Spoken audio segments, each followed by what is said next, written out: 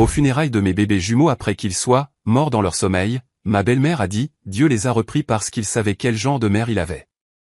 Les proches étaient d'accord. Mon mari est resté silencieux. Puis ma fille de 4 ans a tiré la robe du pasteur et a dit, Pasteur John, est-ce que je devrais dire à tout le monde ce que mamie a mis dans les biberons? La pièce est devenue silencieuse. Je me tenais aux funérailles de mes bébés jumeaux, mes jambes tremblaient si fort que je pensais qu'elles allaient lâcher, quand ma belle-mère, Béatrix, s'est penchée sur leur minuscule cercueil blanc et a dit assez fort pour que tout le monde entende, Dieu les a repris parce qu'il savait quel genre de mère ils avaient. Les mots m'ont frappé comme des coups physiques, chacun me volant un peu plus d'air des poumons. Je m'appelle Cordelia Mitchell, mais tout le monde m'appelle Cora. Et il y a 3 jours, j'ai trouvé mes jumeaux de 3 mois, Fingan et Beckham, morts dans leur berceau. Le salon funéraire de Columbus, dans l'Ohio, était bondé de parents venus pleurer mes garçons. Mais au lieu de réconfort, j'ai entendu des murmures d'approbation se propager à travers les bancs après la déclaration cruelle de Béatrix. Elle a raison, a murmuré quelqu'un derrière moi. Certaines femmes ne peuvent tout simplement pas gérer plusieurs enfants, a ajouté une autre voix. Mon mari, Garrison, se tenait juste à côté de moi, son costume de représentant pharmaceutique parfaitement repassé, son visage de marbre, ne disant absolument rien pour me défendre. Pas un seul mot. Je voulais hurler que Béatrix me tourmentait depuis le jour où Garrison m'avait ramené à la maison il y a 8 ans. Je voulais dire à tout le monde comment elle avait critiqué chaque biberon que je préparais, chaque couche que je changeais, chaque berceuse que je chantais à mes précieux garçons. Mais le chagrin m'avait volé ma voix, l'emprisonnant quelque part sous le poids insupportable qui écrasait ma poitrine. Mes parents, Jérémia et Winifred, venaient d'arriver de Seattle, mais ils étaient assis 3 rangs plus loin, trop loin pour entendre ce qui se passait, trop loin pour me sauver de cette noyade en plein cauchemar. Puis j'ai senti une petite main se glisser dans la mienne. Ma fille de 7 ans, Deline, que nous appelons de l'Elfie, se tenait à côté de moi dans sa robe noire, celle qu'elle avait portée à son récital de piano du printemps 2 mois plus tôt, quand ses petits frères étaient encore en vie, respiraient encore, remplissaient encore notre maison de leurs précieux cris. Elle a serré mes doigts 3 fois, notre code secret pour dire « je t'aime ». Le même signal que nous avions créé lorsque les visites de Béatrix devenaient trop difficiles à supporter. La voix de Béatrix est devenue plus forte alors qu'elle s'adressait à la foule, ses cheveux gris parfaitement coiffés malgré le chagrin supposé de la perte de ses petits-fils. Parfois, Dieu fait preuve de miséricorde de manière mystérieuse, annonça-t-elle, sa voix portant cette fausse douceur qu'elle avait perfectionnée au fil des ans, comme du poison enrobé de miel. Ces anges innocents ont été épargnés de la souffrance. Le Seigneur sait ce qui est le mieux, et il savait dans quel genre de foyer il se trouvait. Ma belle-sœur, Nan, a hoché vigoureusement la tête depuis son siège, tamponnant ses yeux secs avec un mouchoir. L'oncle Clifford, le frère de Béatrix, a même dit « Amen ». Comme s'il s'agissait d'une sorte de service religieux tordu au lieu des funérailles de mes bébés. Ces gens avaient mangé à ma table, tenu mes garçons dans leurs bras, m'avaient dit quelle mère merveilleuse j'étais il y a quelques semaines à peine. Maintenant, ils me jugeaient, formant un jury pour le procureur qu'était Béatrix, tandis que mon mari restait un témoin silencieux de l'assassinat de ma réputation. Le pasteur John s'est raclé la gorge à la tribune, clairement mal à l'aise avec la tournure que prenait ce service. Mais même lui semblait ne pas savoir comment réorienter Béatrix une fois qu'elle s'était emparée de la scène. Elle avait fait des dons de milliers de dollars à cette église au fil des ans, achetant son autorité incontestée, et maintenant elle utilisait les funérailles de mes bébés comme sa scène personnelle pour me détruire. Mais rien, absolument rien, n'aurait pu me préparer à ce qui allait suivre. De l'Elfie a lâché ma main et a commencé à marcher vers le pasteur John avec une détermination que je n'avais jamais vue sur son jeune visage. Ses babys claquaient sur le sol du salon funéraire, chaque pas résonnant dans le silence soudain alors que toutes les têtes se tournaient pour regarder cette petite fille s'approcher de la tribune. Elle a tendu la main et a tiré sur la robe noire du pasteur John. Et quand il s'est penché pour l'écouter, elle a parlé d'une voix claire et assurée qui a porté dans toute la pièce. « Pasteur John, est-ce que je devrais dire à tout le monde ce que mamie a mis dans les biberons ?» Le salon funéraire est devenu glacial. Le visage de Béatrix est passé d'un faux chagrin à une terreur authentique en un battement de cœur. Garrison a enfin levé les yeux de ses mains, et j'ai réalisé que ma fille de 7 ans était sur le point d'exposer une vérité qui allait faire voler en éclats tout ce que je croyais savoir sur la mort de mes bébés. 3 mois avant de me tenir dans ce salon funéraire, je croyais vivre ma 2e chance au bonheur. Notre maison dans la banlieue de Columbus était le genre d'endroit dont je rêvais petite fille. 2 étages, des volets blancs, un jardin avec une balançoire que Garrison avait montée lui-même quand Delelfi a eu 5 ans. La chambre d'enfant que j'avais peinte en bleu doux avec des nuages au plafond abritait 2 berceaux, 2 fauteuils à bascule et plus d'amour que je ne pensais que mon cœur pouvait contenir. Fingan et Beckham étaient arrivés après 5 ans d'essais, 5 ans de tests de grossesse négatifs qui ressemblaient à des échecs personnels, 5 ans pendant lesquels Beatrix me rappelait qu'une vraie femme aurait déjà donné plus d'enfants à son fils. Le matin de la naissance des jumeaux, je me souviens de Garrison les tenant pour la première fois, des larmes coulant sur son visage. « Ils sont parfaits, Cora » avait-il murmuré. Et pour une fois, juste cette fois-là, j'ai pensé que nous pourrions peut-être être la famille que j'avais toujours voulu. Même Beatrix avait semblé plus douce ce jour-là, bien qu'elle ait quand même réussi à mentionner que la femme de son autre fils, Clifford, avait accouché naturellement sans aucun analgésique, alors que j'avais abandonné et pris une péridurale. Notre routine quotidienne s'était installée dans un chaos contrôlé au moment où les garçons avaient 3 mois. Je travaillais de la maison comme graphiste, mon ordinateur portable perpétuellement ouvert sur la table de la cuisine entre les biberons et les changements de couches. Mes clients étaient patients, compréhensifs lorsqu'un appel vidéo incluait des bruits de bébé en arrière-plan. J'avais trouvé mon rythme. Allaiter Fingan pendant que Beckham dormait, puis changer de casquette pour concevoir des logos pendant leur sieste synchronisée, aider Dolly avec ses devoirs tout en portant un jumeau dans un porte-bébé et en berçant l'autre avec mon pied. C'était épuisant, magnifique, tout ce que la maternité devrait être. Mais les mardis et jeudis étaient différents. C'étaient les jours où Garrison voyageait pour son travail de représentant pharmaceutique, visitant des cabinets médicaux à travers l'Ohio et le Kentucky, partant tôt le matin et rentrant tard le soir. C'étaient aussi les jours où Beatrix insistait pour « aider » avec les jumeaux. « Tu ne peux absolument pas t'occuper de 3 enfants seuls », avait-elle annoncé quand les garçons n'avaient que 2 semaines, se tenant dans mon salon comme si elle en était propriétaire. J'ai élevé 3 garçons moi-même. Je sais ce que je fais. Tu dois accepter de l'aide, Cordelia. Garrison avait immédiatement accepté. Maman a raison, chérie. Tu as l'air épuisé. Laisse-la t'aider quand je ne suis pas là. La première fois qu'elle est venue, je l'ai trouvée en train de réorganiser toute ma cuisine. Les biberons devraient être dans ce placard, le lait en poudre dans celui-ci. Tu avais tout mélangé. Quand j'ai essayé d'expliquer mon système, elle m'a lancé ce regard. Celui qui disait que j'étais trop jeune, trop stupide, trop incompétente pour savoir quoi que ce soit sur l'éducation des enfants. Je suis mère depuis plus longtemps que tu n'es en vie, ma chère, avait-elle dit. Et cela était censé mettre fin à toute discussion. Delelfi remarquait tout. Elle avait 7 ans, mais se comportait comme quelqu'un de beaucoup plus âgé, probablement parce qu'elle avait appris à lire l'attention dans notre maison comme d'autres enfants lisent des livres d'images.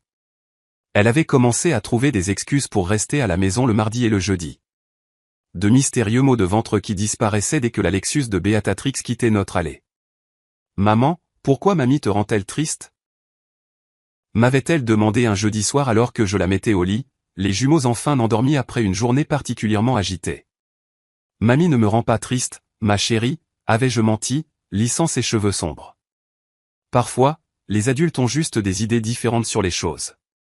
Elle a dit, tu ne fais pas bien rôter les bébés, n'est-ce pas? Mais je t'ai regardé, toi et l'infirmière à l'hôpital, et tu le fais exactement de la même manière que l'infirmière te l'a montré. Ma fille voyait tout, se souvenait de tout. J'aurais dû écouter ce qu'elle essayait de me dire. Les semaines passèrent dans un flou de tétés et de critiques. Beatrix arrivait à 8 heures précises chaque mardi et jeudi, entrant avec la clé que Garrison lui avait donnée malgré mes protestations. « Le lait en poudre que tu utilises n'est pas le meilleur », annonçait-elle. « Ces bébés pleurent trop. Tu ne leur imposes pas un horaire correct. Pourquoi cette maison est-elle un tel désordre ? » De mon temps, les mères ne se plaignaient pas d'être fatiguées. Elles planaient au-dessus de moi pendant que j'allaitais, faisant des commentaires sur le temps que cela prenait, suggérant que le lait en poudre serait plus efficace. Elles réorganisaient la commode des jumeaux, repliaient leur couverture, vérifiaient la température de leurs biberons, même après que je les ai testés moi-même. Rien de ce que je faisais ne répondait à ces normes. Rien ne l'avait jamais fait. La nuit avant la mort de mes bébés, Garrison avait appelé de son hôtel dans le Kentucky. « Comment ça se passe avec l'aide de maman ?» avait-il demandé. « Pas, comment vas-tu, pas, comment vont les garçons ?»« Ta mère va bien », avais-je répondu. Parce que quoi d'autre pouvais-je dire ? que sa mère érodait lentement ma confiance, ma santé mentale, mon sentiment d'être une mère? Il avait déjà choisi son camp il y a des années, et ce n'était pas le mien. Si seulement j'avais su que ce serait notre dernière conversation normale. Si seulement j'avais prêté attention à l'angoisse grandissante que je ressentais chaque fois que Béatrix franchissait ma porte. Si seulement j'avais écouté le silence vigilant et les yeux savants de ma fille. Le jeudi matin est arrivé avec un silence inhabituel. Mon horloge biologique, entraînée par 3 mois de pleurs de faim à 5 heures du matin, m'a réveillé à 4h47. Je suis resté allongé, attendant le gémissement affamé de Finnegan, ou le grognement distinctif de Beckham qui signifiait qu'il avait besoin d'une nouvelle couche. Rien. Le babyphone sur ma table de chevet montrait 2 formes immobiles dans leur berceau. Ils doivent faire leur première bonne nuit, ai-je pensé, enfilant ma robe de chambre pour aller les voir. La porte de la chambre des enfants était légèrement entr'ouverte, exactement comme je l'avais laissée. La lumière du matin filtrait à travers les rideaux à motifs de nuages que j'avais cousus pendant ma grossesse. Je me suis approché du berceau de Finnegan d'abord, et mon monde s'est arrêté. Sa petite poitrine ne bougeait pas. Ses lèvres parfaites étaient bleues.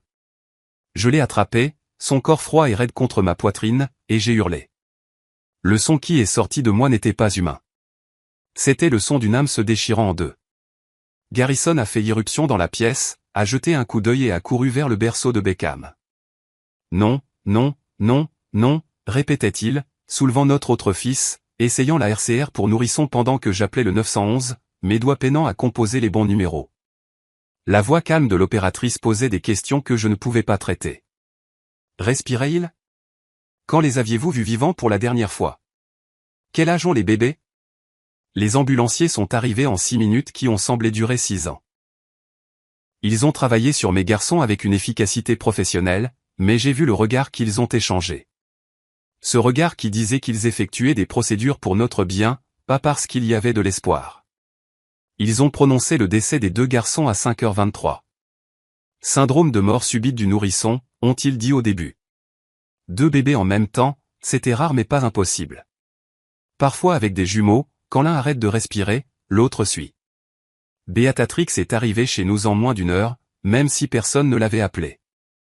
J'avais le pressentiment que quelque chose n'allait pas, a-t-elle annoncé, me bousculant pour atteindre Garrison, qui était assis à la table de la cuisine, fixant le vide. Elle a enlacé son fils pendant que je restais là comme une étrangère dans ma propre maison. Mon pauvre garçon, lui a-t-elle roucoulé.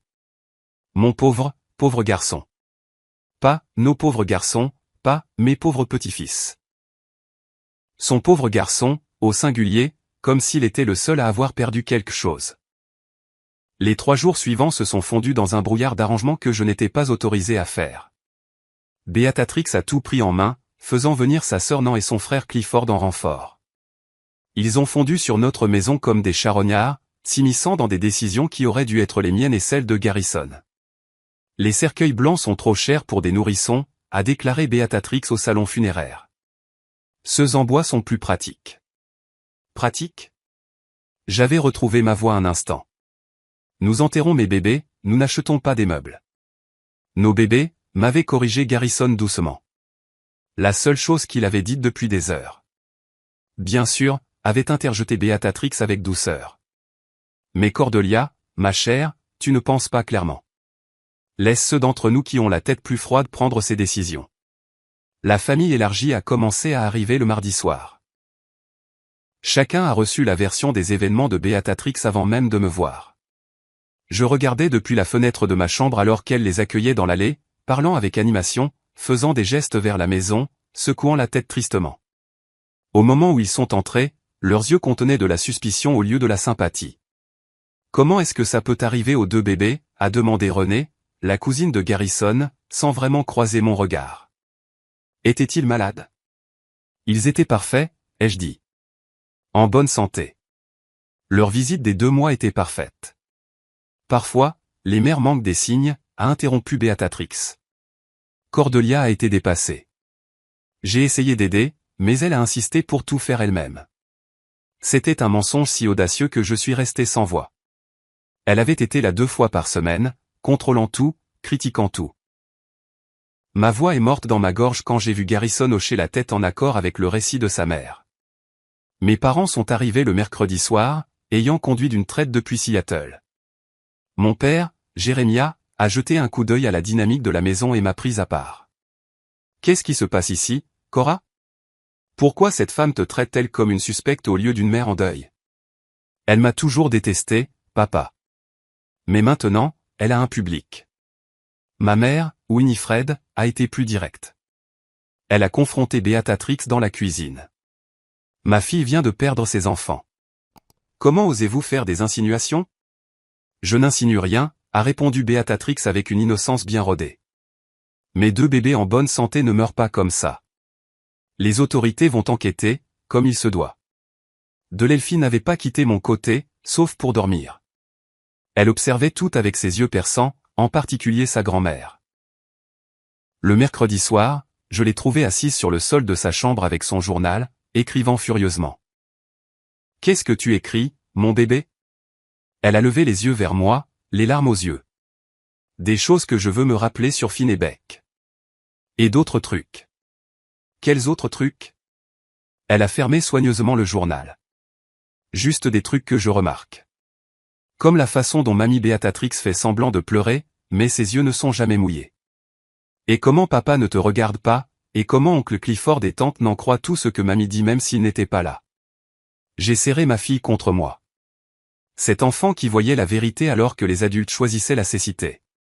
Parfois, les gens voient ce qu'ils veulent voir, ma chérie. Mais ce n'est pas juste, a-t-elle murmuré contre mon épaule. Pas quand Finn et Beck sont morts. La vérité compte plus maintenant, non? Le service funèbre a commencé à 10 heures précises un mercredi matin gris qui correspondait à la couleur de mon cœur. J'étais assise au premier rang du salon funéraire Morrison, ma robe noire flottant sur un corps qui avait oublié comment manger. Garrison était assis à côté de moi, mais les 15 centimètres qui nous séparaient auraient pu être 15 kilomètres. Il ne m'avait pas touché une seule fois depuis que nous avions trouvé les garçons. Pas une main tenue, pas un bras autour de mes épaules, pas même un frôlement accidentel de doigts. Son chagrin avait construit un mur entre nous, brique par brique, cimenté par les paroles empoisonnées de sa mère. Le pasteur John se tenait à la tribune, son visage bienveillant plissé par un chagrin sincère. Il avait baptisé les jumeaux il y a à peine 6 semaines, aspergeant d'eau bénite leur tête parfaite pendant qu'ils se tortillaient dans leur robe de baptême blanche.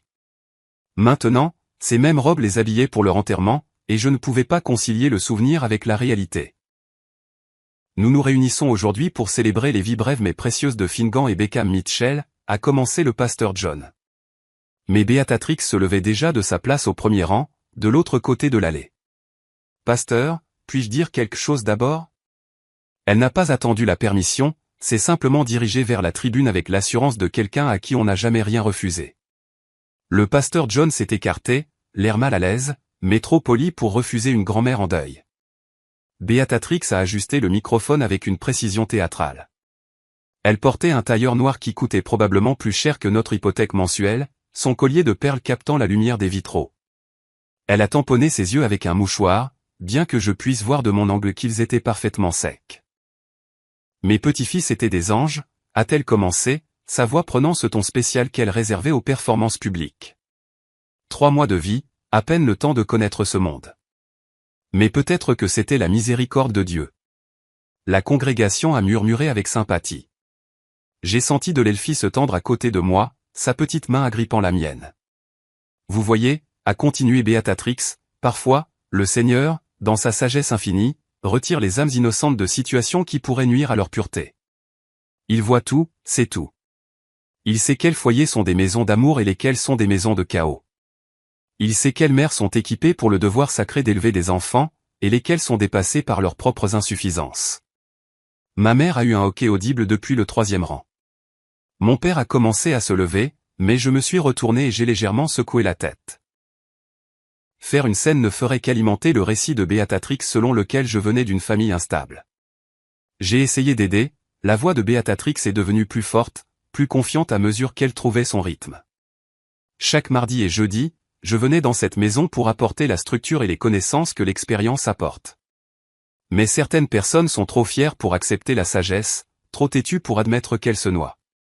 Et maintenant, mon fils, mon pauvre Garrison, a perdu ses garçons parce que quelqu'un n'a pas pu admettre qu'elle avait besoin de plus d'aide qu'elle n'était disposée à accepter.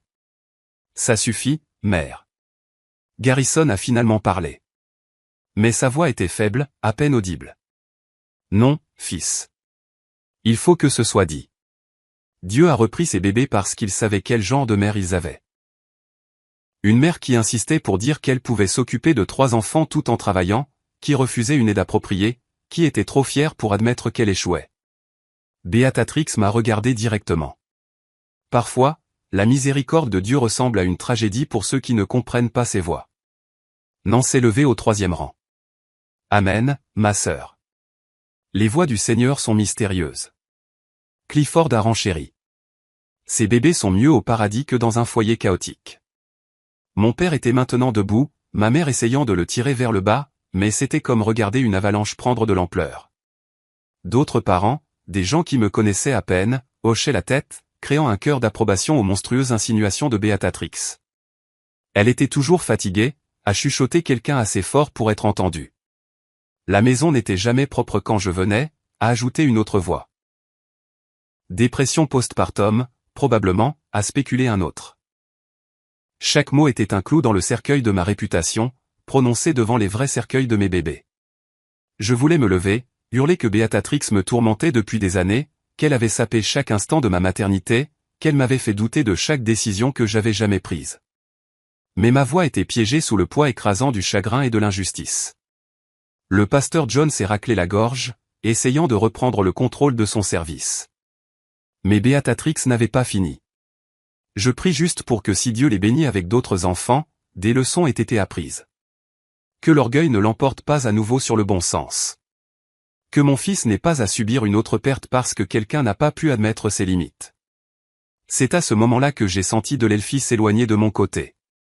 Elle s'est levée avec la dignité de quelqu'un de bien plus âgé que 7 ans, redressant sa robe noire avec une précision soignée.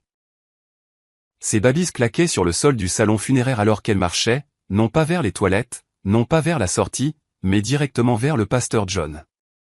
Chaque tête s'est tournée pour regarder cette petite fille naviguer à travers la mer de fleurs entourant les 2 cercueils blancs.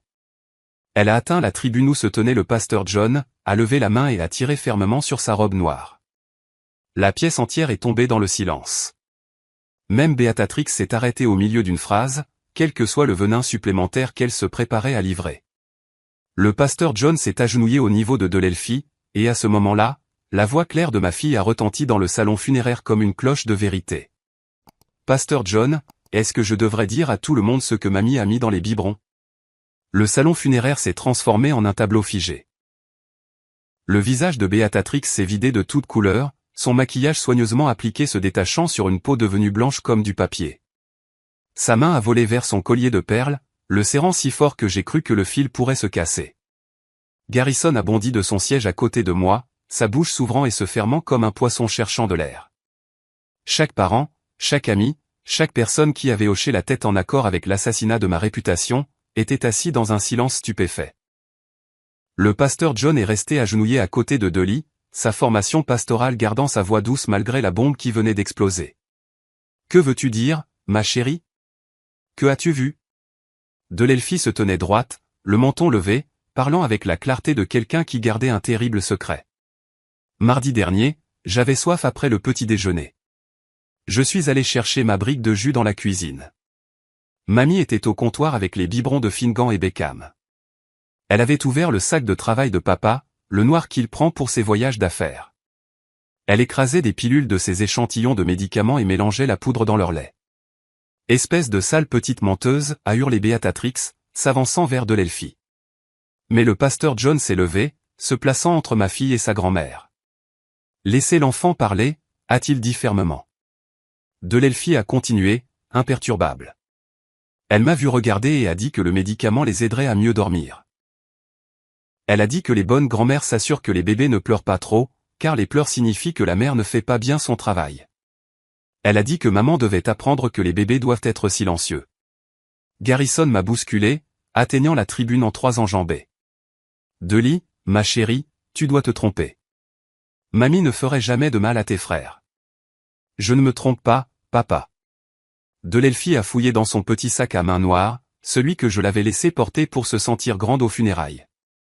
Elle en a sorti mon vieil iPhone, celui que je lui avais donné pour jouer à des jeux éducatifs. J'ai pris des photos. L'écran du téléphone a illuminé son visage alors qu'elle faisait défiler les photos. Elle l'a tenu d'abord vers le pasteur John, puis l'a tourné vers la congrégation.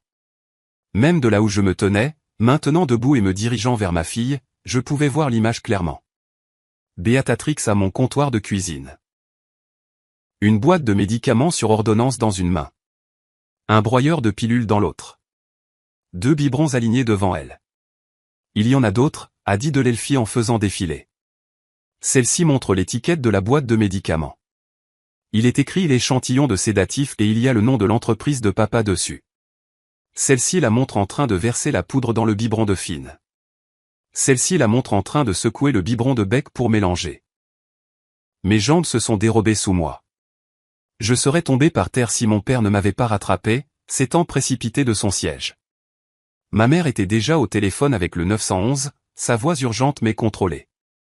Garrison se tenait figé, fixant le téléphone dans les mains de sa fille comme s'il lui montrait la fin du monde.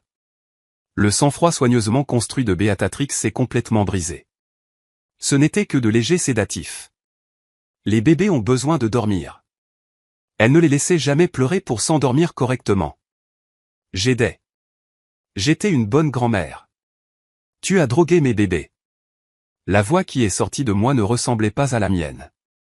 C'était une voix primitive, sauvage, le son d'une mère ours dont les oursons ont été menacés. Tu as mis des sédatifs dans les biberons de mes bébés de 3 mois.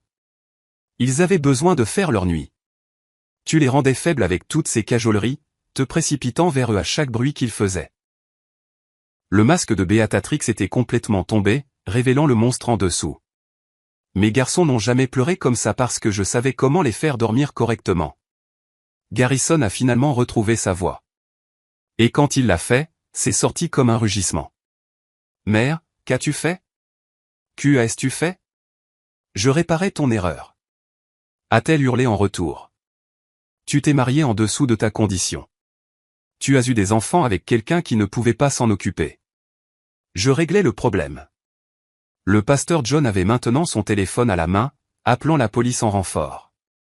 Plusieurs parents enregistraient tout avec leur téléphone. Nance était effondré sur son banc, sanglotant.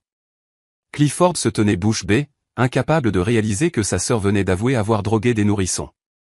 Delelfi n'avait pas fini. J'ai aussi tout écrit, a-t-elle dit, sortant un petit journal de son sac. Chaque fois que mamie venait, ce qu'elle disait sur maman, ce qu'elle faisait avec les biberons, comment les bébés se comportaient après les avoir bu. Ils devenaient très somnolents et ne se réveillaient pas même quand maman essayait de les nourrir. Mamie disait que ça voulait dire que le médicament fonctionnait. Elle a ouvert le journal, lisant de sa voix claire d'enfant. Mardi 15 mai. Mamie a encore mis des médicaments dans les biberons de Finn et Bec. Elle en a utilisé plus que la dernière fois. Elle a dit qu'ils devaient apprendre à dormir comme des bébés morts. C'étaient ses mots. Dormir comme des bébés morts. Le salon funéraire a éclaté. Les gens criaient, pleuraient, hurlaient. Quelqu'un a crié « meurtre ». D'autres appelaient à la justice, mais je ne pouvais me concentrer que sur ma fille, cet enfant courageux et brillant qui avait documenté le mal alors que tous les adultes autour d'elle avaient été trop aveugles ou trop lâches pour le voir. Des sirènes hurlaient au loin, se rapprochant. Béatrix a essayé de courir vers la sortie, mais mon père et 3 autres hommes lui ont barré le chemin. Elle s'est retournée sauvagement, cherchant une autre issue, mais il n'y avait nulle part où aller. La grand-mère qui se tenait à la tribune quelques minutes auparavant, revendiquant une justice divine, était maintenant démasquée comme une meurtrière. J'aidais, n'arrêtait-elle pas de crier. Ils avaient besoin de discipline. De structure, pas d'une mère faible qui ne savait pas comment faire se comporter des bébés. La police a fait irruption dans le salon funéraire. L'inspectrice Patricia Morse, que j'ai reconnue de l'enquête initiale, a évalué la scène avec une efficacité professionnelle. Le pasteur John s'est immédiatement approché d'elle, désignant Delelfi et le téléphone qu'elle tenait toujours. En quelques instants, un officier mettait soigneusement le téléphone sous scellé comme preuve, tandis qu'un autre lisait ses droits à Béatrix. Alors qu'il me notait ma belle-mère à côté des cercueils de mes bébés, elle m'a regardé avec une haine pure. « C'est de ta faute », a-t-elle sifflé. Si tu avais été une meilleure mère, je n'aurais pas eu à intervenir. Le poste de police est devenu notre deuxième maison pendant les 72 heures suivantes. L'inspectrice Morse a travaillé avec un spécialiste en médecine légale pédiatrique pour accélérer les tests toxicologiques sur mes bébés. Quand les résultats sont revenus, le visage du médecin légiste m'a tout dit avant même qu'elle ne parle. Des niveaux létaux de sédatifs dans les organismes des 2 garçons. Le médicament a été identifié comme un puissant somnifère sur ordonnance provenant de la collection d'échantillons de Garrison. Jamais destiné à une personne de moins de 18 ans, et encore moins à des nourrissons de 3 mois. La dose que Beatrix leur avait donnée était suffisante pour supprimer leur système respiratoire jusqu'à ce qu'ils arrêtent simplement de respirer. L'enquête a révélé toute l'horreur des actions de Beatrix. Son historique informatique montrait des recherches remontant à 2 mois, combien de sédatifs pour le sommeil d'un nourrisson, bébé qui ne se réveille pas, faire dormir les bébés toute la nuit avec des médicaments. Et le plus glaçant de tous, surdose nourrisson combien. Elle avait planifié cela, augmentant progressivement les doses. Le mardi avant leur mort, elle leur avait donné 5 fois la quantité avec laquelle elle avait commencé. Le monde de Garrison s'est complètement effondré. Le lendemain des funérailles, il était assis dans notre salon, tenant la photo du baptême des jumeaux, sanglotant d'une manière que je n'avais jamais vue chez un homme adulte. Je lui ai donné accès à mes échantillons, n'arrêtait-il pas de dire. Je lui ai donné la clé de notre maison. Je t'ai dit de la laisser aider. J'ai tué nos fils. Ta mère a tué nos fils, l'ai-je corrigé. Mais je ne pouvais pas me résoudre à le réconforter. Il l'avait choisi elle plutôt que moi pendant 8 ans. Il était resté silencieux pendant qu'elle me détruisait morceau par morceau. Sa complicité avait créé l'environnement où elle s'était sentie autorisée à commettre l'impensable. Le procès s'est déroulé rapidement. L'avocat de Beatrix a tenté de plaider la responsabilité atténuée, affirmant qu'elle avait seulement l'intention de les aider à dormir, pas de les tuer. Mais le témoignage de Delelfi a détruit cette défense. Ma fille de 7 ans s'est assise à la barre des témoins, parlant clairement dans le microphone, lisant des extraits de son journal. Chaque date, chaque incident, chaque mot cruel à mon sujet, chaque fois qu'elle avait vu sa grand-mère avec les biberons. 8 mai, a lu Delelfi, mamie a dit que maman était trop stupide pour savoir que les bébés ont besoin de discipline. Elle a dit: quand papa divorcera de maman, elle nous élèvera, n'est-ce pas? 13 mai, mamie a mis des médicaments dans les biberons et m'a dit que c'était des vitamines. Mais je sais à quoi ressemblent les vitamines, et ce n'était pas des vitamines. 20 mai, le dernier jour. Mamie a dit que les bébés dormiraient si profondément cette nuit que rien ne les réveillerait. Elle a ri en le disant. Le jury a délibéré moins de 2 heures. Coupable de 2 chefs d'accusation de meurtre au 1er degré. La réclusion à perpétuité sans possibilité de libération conditionnelle. Quand ils ont lu le verdict, Beatrix a hurlé que nous avions tous ruiné sa vie, qu'elle avait seulement essayé d'aider, que j'étais la vraie meurtrière pour avoir été une si mauvaise mère qu'elle avait dû intervenir. Les officiers de justice l'ont emmenée de force, toujours en hurlant, toujours en blâmant tout le monde sauf elle-même. Garrison a demandé le divorce 2 semaines après le procès. Pas parce qu'il me blâmait, mais parce qu'il ne pouvait pas me regarder sans voir son échec. Chaque fois que je te vois, je me souviens que je suis resté silencieux pendant qu'elle te torturait. Je l'ai choisie elle plutôt que toi, plutôt que notre famille, plutôt que la sécurité de nos garçons. Je ne mérite pas le pardon. Il avait raison. Il ne le méritait pas. Il a déménagé en Californie, envoie des chèques, appelle Delelfi en vidéo 2 fois par semaine, mais nous savons tous les deux qu'il fuit des fantômes qui le suivront pour toujours. 6 mois plus tard, Delelfi et moi nous tenions dans notre nouvel appartement à Seattle, à seulement 10 minutes de chez mes parents. Plus petit que notre maison à Columbus, mais libre des souvenirs qui hantaient chaque recoin. Nous n'avons emporté que ce qui comptait, des photos des garçons, les livres et les journaux de Delelfi, et 2 ours en peluche qui sentaient encore légèrement Finnegan et Beckham. Ma fille suivait une thérapie, pour gérer le poids d'être celle qui a dit la vérité, celle qui a démasqué un monstre quand les adultes ont échoué. Le docteur Chen m'a dit que Delelfi n'avait pas seulement sauvé de futures victimes, mais peut-être aussi moi.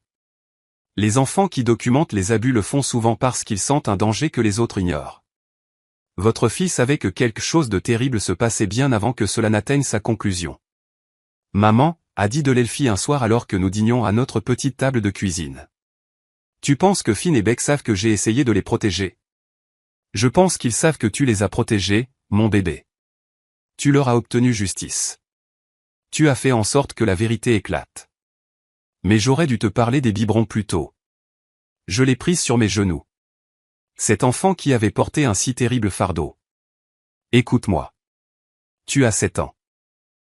Ce n'était jamais ton travail de protéger tes frères de leur grand-mère. C'était le travail des adultes. Et nous avons échoué. Tu as fait plus que ce que quiconque aurait pu attendre de quelqu'un de ton âge. Tu es la personne la plus courageuse que je connaisse. Elle s'est appuyée contre moi et nous sommes restés assis en silence. 2 survivantes d'une horreur qui n'aurait jamais dû se produire. Dehors, la pluie de Seattle tapotait contre nos fenêtres, lavant le monde. Nous ne pouvions pas ramener Finnegan et Beckham, mais leur sœur avait fait en sorte que leur mort ait un sens. Elle avait démasqué non seulement un monstre, mais aussi les complices qui sont restés sans rien faire et ont laissé les monstres prospérer. 1 an plus tard, j'ai commencé à donner des conférences sur la violence familiale et le contrôle coercitif. Je dis aux parents d'écouter leurs enfants. Vraiment écouter, parce que les enfants voient ce que les adultes choisissent d'ignorer. Je leur parle des signaux d'alarme, des partenaires qui ne les défendent pas, des beaux-parents qui sapent leur autorité parentale, de quiconque suggère de droguer des enfants pour les rendre plus faciles. Je leur parle de mes garçons, qui seraient en train de trottiner maintenant, d'apprendre des mots, de donner des baisers collants, si j'avais eu le courage de tenir tête à Beatrix plus tôt, si Garrison avait choisi sa famille plutôt que sa mère, si l'un des parents qui prétendaient nous aimer s'était demandé pourquoi une grand-mère avait besoin d'un tel contrôle. Mais surtout, je leur parle de Delelphie, la fillette de 7 ans qui a observé, documenté et attendu le bon moment pour révéler la vérité. Qui a compris que parfois, les adultes ont besoin que les enfants leur montrent ce qu'ils refusaient de voir. Qui a sauvé de futurs bébés d'une femme qui croyait que le contrôle comptait plus que la vie elle-même. La dernière fois que j'ai visité les tombes des garçons, Delelphie avait laissé une note qu'elle avait écrite. Cher Finn et Beck, je suis en CM1 maintenant. J'écris toujours tout. Des choses importantes que les gens devraient se rappeler, comme la façon dont vous souriez tous les deux dans votre sommeil et comment vous sentiez la poudre pour bébé et le lait. Mamie Beatrix ne peut plus faire de mal à personne. Je m'en suis assuré. Avec tout l'amour de votre grande sœur qui voit tout. C'est l'héritage que mes garçons ont laissé. Pas seulement en tant que victime, mais comme la raison pour laquelle la voix de leur sœur a finalement été entendue. Ils ne sont pas morts en vain. Ils sont morts parce que le mal portait le masque d'une grand-mère et que personne n'a pensé à regarder en dessous. Personne, sauf une fillette de 7 ans qui savait que parfois, les plus petites voix portent les plus grandes vérités. Si cette histoire résonne en vous, si vous avez déjà été réduit au silence par des dynamiques familiales ou ignoré lorsque vous avez essayé de parler, s'il vous plaît, partagez cette vidéo. Votre partage pourrait atteindre quelqu'un qui a besoin d'entendre que ses instincts sont valides, que la documentation est importante, que les enfants voient la vérité que les adultes nient. Commentez ci-dessous si vous avez vécu des expériences avec des membres de la famille qui ont permis des comportements toxiques ou si vous avez dû tenir tête à quelqu'un que tout le monde protégeait. Vos histoires comptent et elles méritent d'être entendues. Et si ce n'est pas déjà fait, veuillez vous abonner à cette chaîne. Nous partageons des histoires réelles qui exposent des vérités dérangeantes.